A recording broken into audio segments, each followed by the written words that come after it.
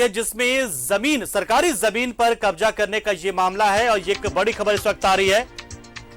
भू माफिया जो कब्जा कर रहा था उसे गिरफ्तार किया गया है। यह बड़ी खबर, आईपीएस अधिकारियों को जमीन देने वाला और बीएयू की सरकारी जमीन का यह मामला है जिसमें वो जमीनों पर कब्जा करता था। कांके पुलिस ने भू माफिया कमलेश कुमार को गिरफ्तार कर लिया है। ये बड़ी खबर इस वक्त की। भू माफिया के खिलाफ वारंट जारी था क्योंकि वो लगातार जमीनों पर इसी तरह से अवैध कब्जा करवाता था और लोगों को बेचा करता था। पुलिस को कई दिनों से उसकी तलाश थी और आखिर में वो पुलिस के हत्थे चढ़ी गया है। पूर्व डीजीपी डीके पांडे को जमीन बेचने के बाद चर्चा में आया था ये भू माफिया कमलेश और अब उससे गिरफ्तार कर लिया गया है। कई विवादित जमीनों का सेटलमेंट करने का आरोपी भी भू माफिया सेटलमेंट करवाता है दो पक्षों के बीच में अक्सर, लेकिन उसे अब गिरफ्तार कर लिया गया है। तो मानकर चलिए कि बहुत सारे जो मामले सामने आते जमीन से जुड़े हुए उसके पीछे कमलेश या फिर उसके लोगों का हाथ होता था। यहां तक कि आईपीएस अधिकारियों को भी उसने जमीन दिलवाया था जिसमें डीजीपी डीके पांडे को जमीन दिलाने का मामला भी है और उसी वक्त से वो चर्चा में आया। और कांके पुलिस ने भू माफिया को पकड़ने के लिए काफी कोशिशें की थी, वारंट भी जारी था और आखिर में पुलिस ने उसे धर दबोचा। कई मामलों को लेकर वो वांछित था, उसके नाम बार बार सामने आ रहे थे। और प्रिंस इस खबर पर पूरी जानकारी के लिए हमारे साथ फोन लाइन पर जुड़ चुके। प्रिंस, क्या है पूरा मामला? कमलेश को किस मामले को लेकर गिरफ्तार किया गया है? सारे मामलों को लेकर या फिर कोई स्पेसिफिक मामला है उसके पीछे? पंकज, कमलेश की गिरफ्तारी कांके पुलिस के द्वारा की गई है।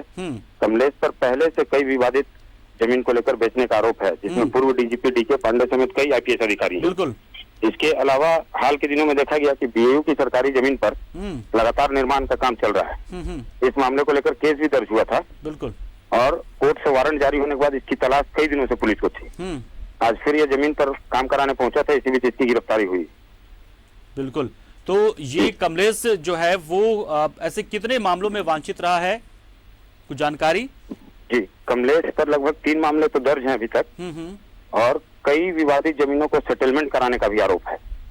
इसके पीछे कई बड़े जमीन कारोबारी का हाथ है जिसकी सह पे लगातार यह जमीन बेचता है और उसका कारोबार करता है। एक बात आ रही कि वो सेटलमेंट करवाता दो पक्षों के बीच में, तो क्या वो ऐसे विवादित जमीन कोई ठिकाने लगाता था और उसके बाद दोनों पक्षों के बीच मध्यस्थता करता था क्या?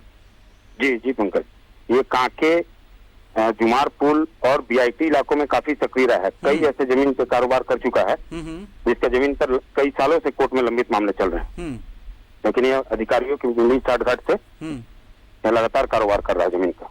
बाकी इससे कांके थाने में पूछताछ की जा रही है। तो ये अकेले ही काम करता था या फिर इसका कोई पूरा नेक्सस था, कोई गिरोह था जो ऐसे विवादों को ढूंढता था और फिर जाके मध्यस्थता करता था या खुद बेचता था, खरीदता था? इसके गिरोह में 4-5 लोग हैं।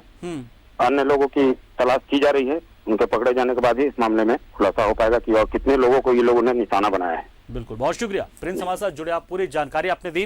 तो निश्चित तौर पर थोड़ी सी राहत वाली ये खबर है पुलिस के लिए भी, क्योंकि लगातार पुलिस कमलेश नाम के शख्स को गिरफ्तार करने के लिए छापेमारी कर रही थी क्योंकि वारंट जारी था कोर्ट से और आखिर में पुलिस ने इसे धर दबोचा क्योंकि बहुत सारे